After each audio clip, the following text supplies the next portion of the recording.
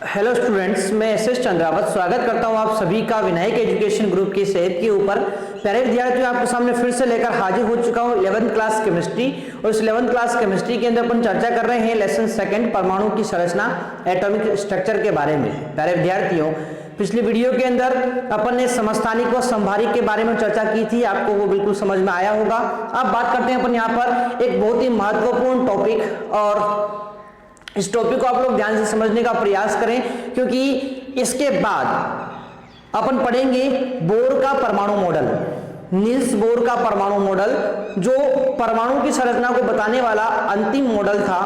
और उस Niels Bohr, वैसे एक मॉडल और आया था उसके बाद, सोमरफेल्ड का परमाणु मॉडल, तो इनको भी अपन पढ़ने का थोड़ा सा प्रयास करेंगे।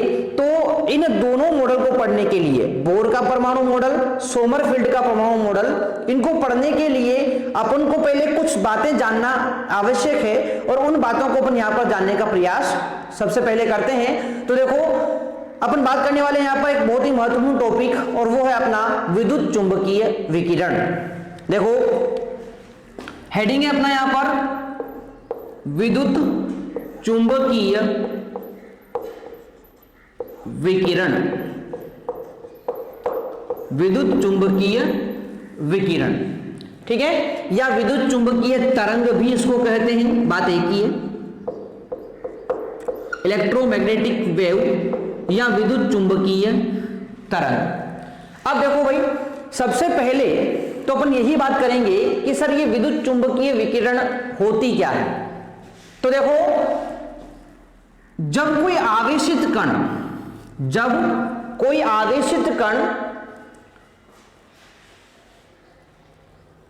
त्वरित गति करता है, कौन सी गति? त्वरित। बताया था मैंने आप लोगों को, नाभिक के चारों ओर इलेक्ट्रॉन भी त्वरित गति करता है, पढ़ा है अपन ने।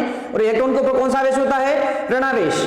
तो बस यही बात अपन यहां पर कर रहे हैं कि जब कोई आवेशित कण त्वरित गति करता है, त्वरण के प्रभाव में गति करता है, तो वह एकांतर विद्युत एवं चुंबकीय क्षेत्र उत्पन्न करता है।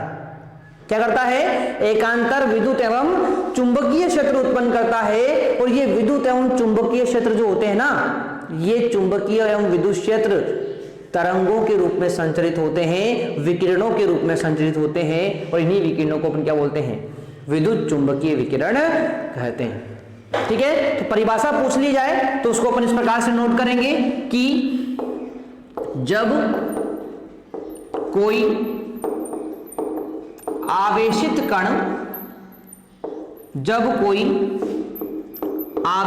कण त्वरित गति करता है,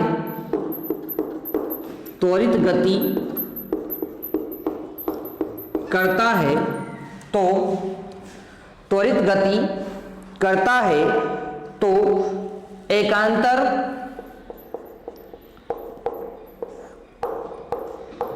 विद्युत एवं चुंबकीय क्षेत्र उत्पन्न होते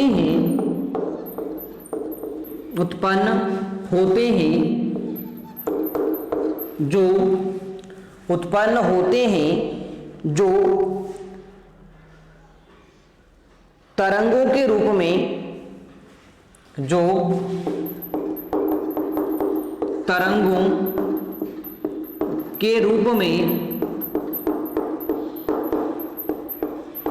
संचरित होते हैं, तरंगों के रूप में संचरित होते हैं। इन तरंगों को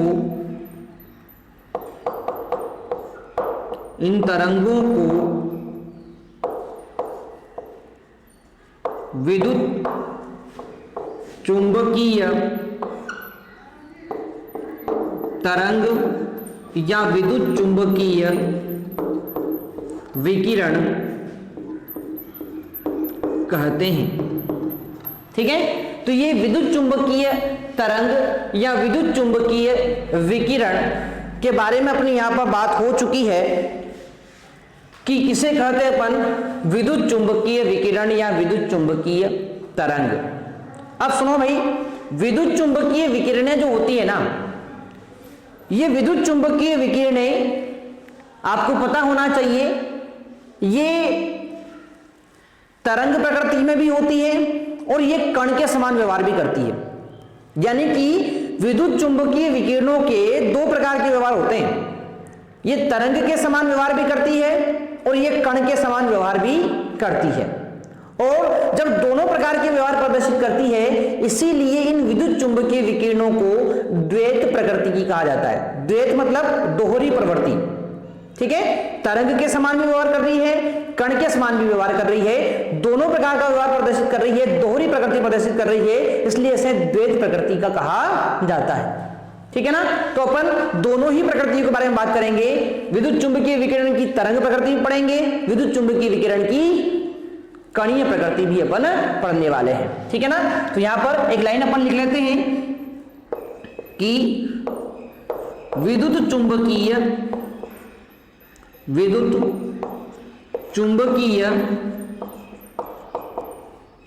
विकिरणें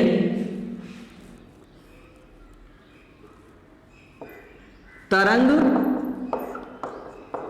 एवं कण दोनों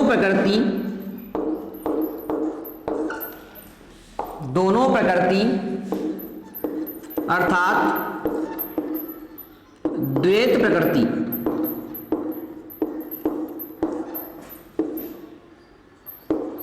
प्रदर्शित करती है, द्वैत प्रकृति प्रदर्शित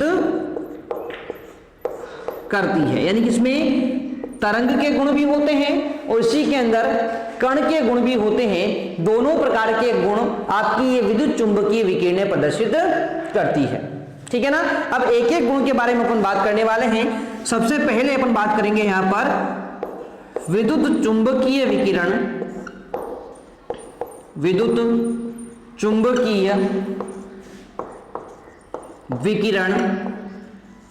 की तरंग प्रकृति। ठीक है, हेडिंग है अपना विद्युत चुंबकीय विकिरण की तरंग प्रकृति। अब देखो भाई, विद्युत चुंबकीय विकिरण की तरंग प्रकृति को प्रदर्शित करने का या इसको बताने का श्रेय जो जाता है वो जाता है एक वैज्ञानिक जिसका नाम था जेम्स क्लार्क मैक्सवेल। ठीक है, यानी कि विद्युत चुंबकीय विकिरण की तरंग प्रकृति को प्रदर्शित करने का श्रेय जाता है किसको? मैक्सवेल को जाता है। ठीक है, तो ध्यान रखेंगे यहां पर 1870 के प्रारंभ में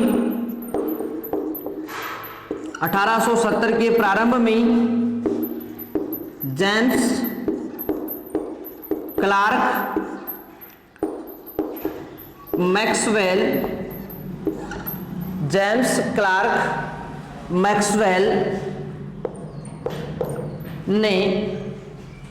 क्लार्क मैक्सवेल ने विद्युत चुंबकीय विकिरण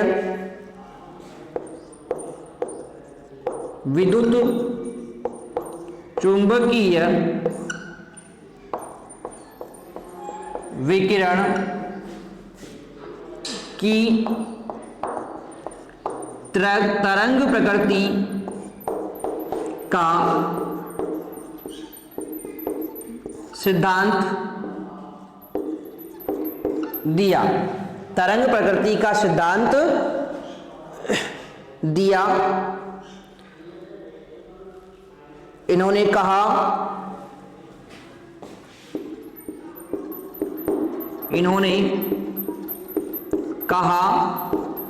कि त्वरित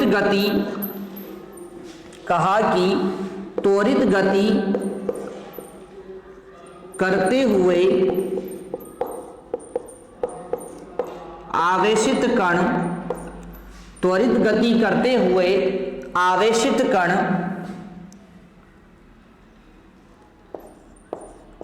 विद्युत चुंबकीय त्वरित गति करते हुए आवेशित कण विद्युत चुंबकीय तरंगें उत्पन्न करते हैं। विद्युत चुंबकीय तरंगें उत्पन्न करते हैं। ठीक है, तो ये बात सबसे पहले किसने बताई थी? जेम्स क्लार्क मैक्सवेल ने बताई थी भाई। ठीक है, अब आगे बात करें तो एक वैज्ञानिक और हुए हैं और वो हैं हेनरी हर्ट्ज। तो इन्होंने इस प्रयोग का या इस सिद्धांत का प्रायोगिक सत्यापन किया था भाई। ठीक है, तो हेनरी हर्ट्ज ने बाद में इस सिद्धांत का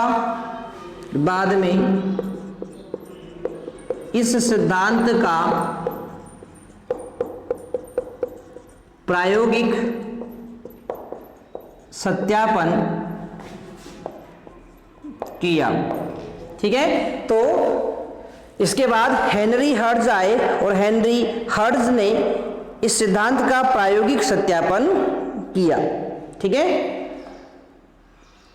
मैं आपको बता ही चुका हूं, इस सिद्धांत के अनुसार विद्युत चुंबकीय विकिरण तरंग के समान व्यवहार करती है। तो ये जो बात अपन ने ऊपर लिखी है वही बात किसमें लिखनी होती है? आपको इस सिद्धांत के अंदर लिखनी होती है, ज्यादा कोई विशेष नहीं है। तो आप लोग बता सकते हैं कि इस सिद्धांत के अनुसार, इस सिद्धांत के अनुसार जब कोई आवेशित कण त्वरित गति करता है तो एकांतर विद्युत एवं चुंबकीय क्षेत्र उत्पन्न होते हैं जो विद्युत चुंबकीय तरंगों के रूप में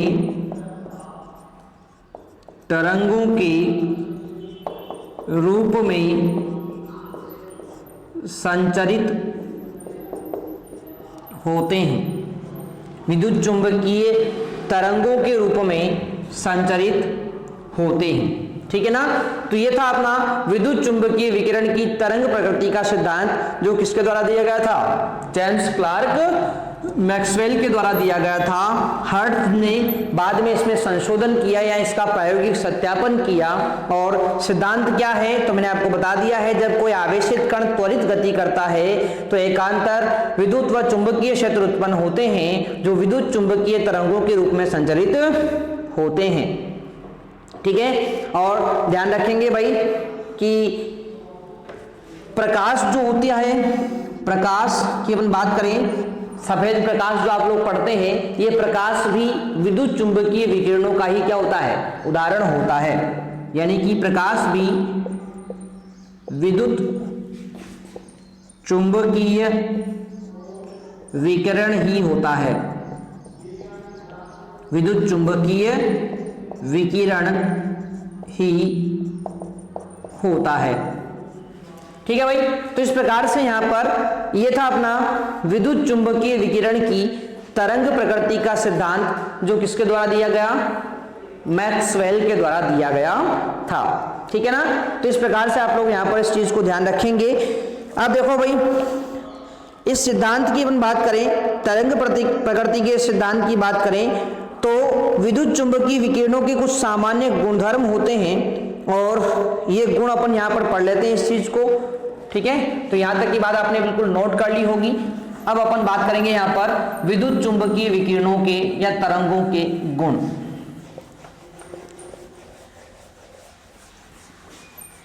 ठीक है, चलो तो देखते हैं अपन यहां पर विद्युत चुंबकीय तरंगों के गुण अपन यहां पर पढ़ने वाले हैं।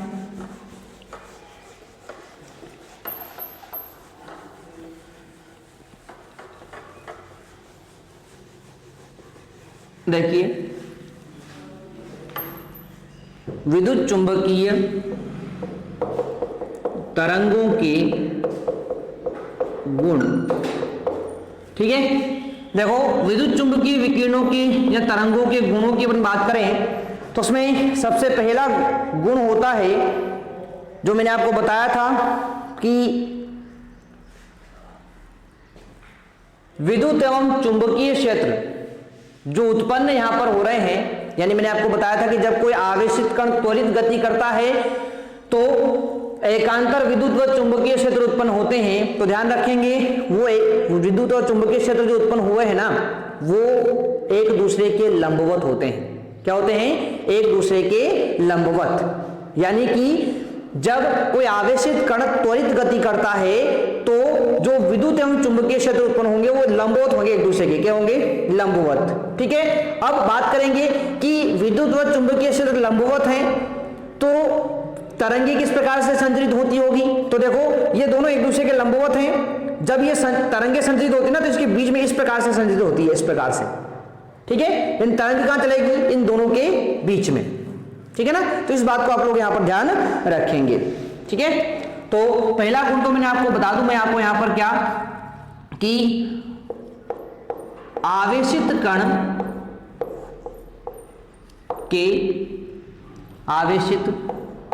कण के त्वरित गति करने पर उत्पन्न विद्युत एवं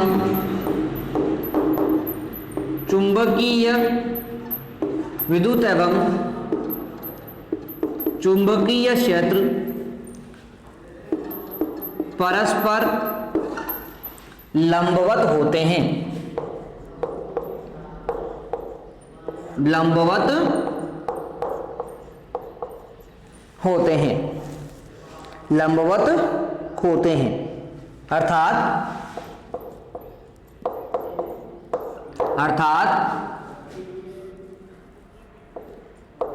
ये विद्युत एवं चुंबकीय क्षेत्र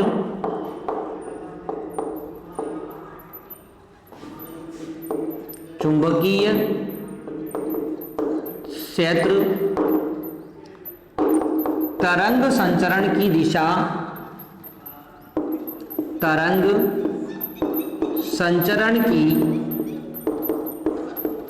दिशा के लंबवत होते हैं। ठीक है, मैंने आपको बता ही दिया है कि ये विद्युत और चुंबकीय क्षेत्र जो उत्पन्न हुए हैं वो एक दूसरे के लंबवत हैं और तरंग कहां से संचरित होगी? इन दोनों के बीच में से। यानी कि तरंग संचरण की दिशा कौन सी है? ये बीच वाली तो क्या होगी? तरंग संचरण की दिशा। और ये दोनों क्या हो गए? विद्युत एवं चुंबकीय क्षेत्र यहां पर हो गए हैं।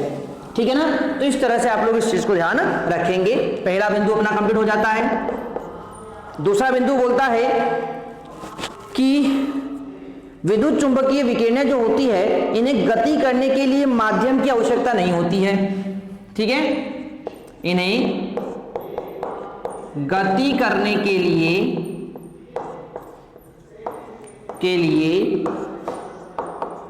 माध्यम की आवश्यकता नहीं होती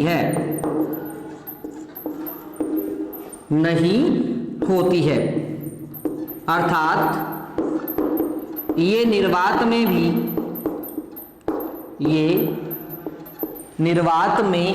भी गति कर सकती है। यानी कि ये जो विद्युत चुंबकीय विकिरणें होती है, विद्युत चुंबकीय तरंगे होती है, इनको कोई माध्यम की आवश्यकता नहीं है।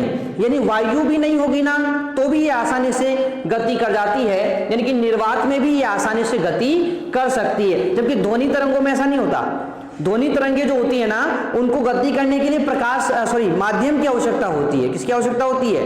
माध्यम की।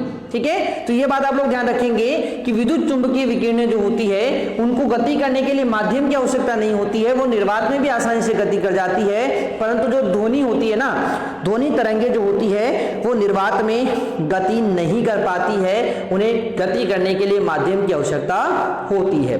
ठीक है, तो ये गुण मैंने आपको यहां पर बता दिया है इनका।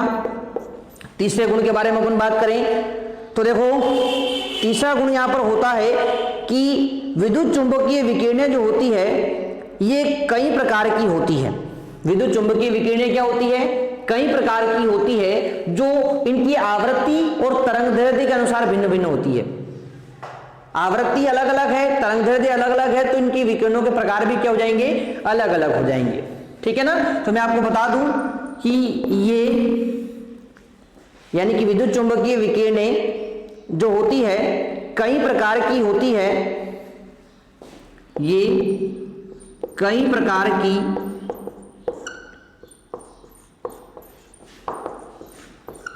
होती है, ये कई प्रकार की होती है जिनकी तरंगदैर्ध्य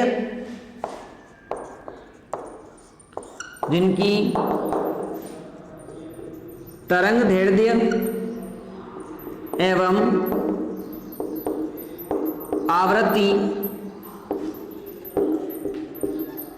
भिन्न भिन्न होती है। तरंगदैर्ध्य एवं आवृत्ति क्या होती है, भिन्न भिन्न होती है। ठीक है, जैसे मैं बात करूं यहां पर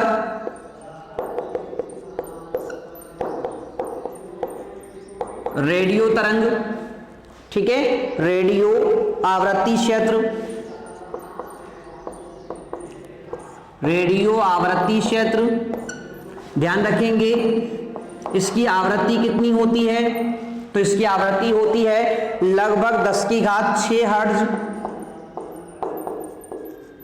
लगभग 10⁶ हर्ट्ज इसकी आवृत्ति होती है। और इसको प्रयोग में कहां लाया जाता है, तो इसका उपयोग प्रसारण में होता है। इसका उपयोग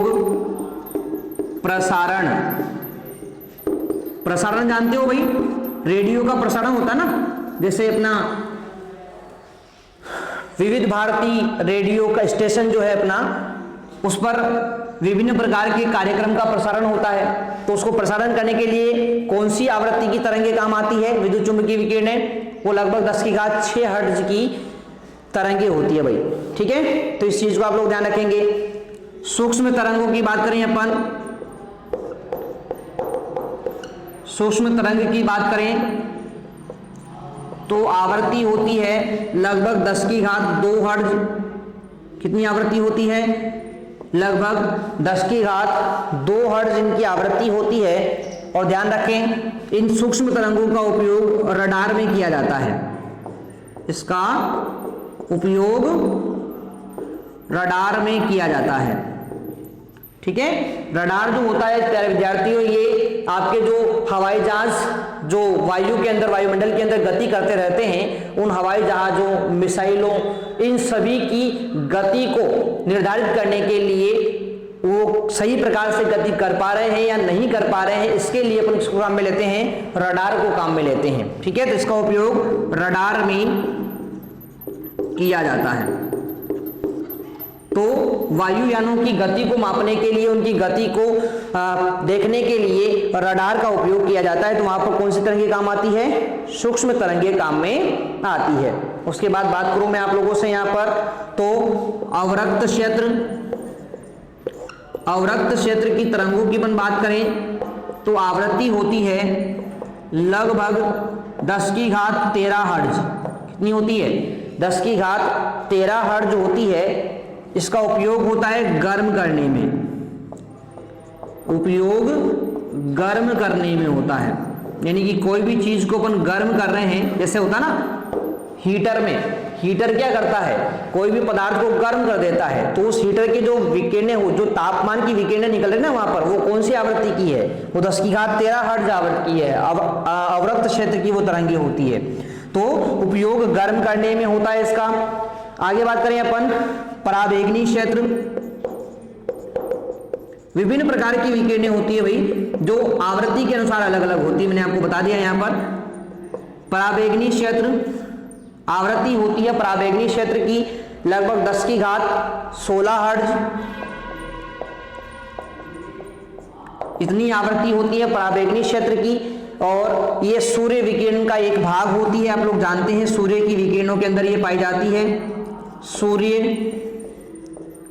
विकिरण का एक भाग होती है ये, ठीक है, पराबैंगनी क्षेत्र की विकिरण है। तो इस प्रकार से आप लोगों को ये चीज मैंने बता दी है। एक आपको मैं और बता देता हूं, दृश्य प्रकाश क्षेत्र, यानी जिसमें आप लोगों को ये सारी चीजें दिखाई दे रही है, उसकी आवृत्ति होती है 10 की घात 15 हर्ट्ज, ठीक है। कितनी होती है? 10 की घात 15 हर्ट्ज होती है। और ध्यान रखें, केवल इसे ही अपनी आंखें देख सकती है। दृश्य क्षेत्र की विकिरणों को ही क्या कर सकती है? अपनी आंखें देख सकती है। केवल इन्हें ही आंखों द्वारा देखा जा सकता है, आंखों द्वारा देखा जा सकता है, ठीक है। तो ये विभिन्न प्रकार की विद्युत चुंबकीय विकिरणों के बारे में अपने चर्चा कर ली है। आशा करता हूं सभी प्यारे विद्यार्थियों को ये बात बिल्कुल समझ में आई होगी, और आपको ये बात समझ में आती है तो आप लोग जो है इसको अच्छे से नोट कर लें, और कहीं पर कोई दिक्कत आती है तो कमेंट बॉक्स में कमेंट करके जरूर बताएं। मिलते हैं अपन नेक्स्ट में, तब तक के लिए टेक केयर, बाय विद्यार्थियों।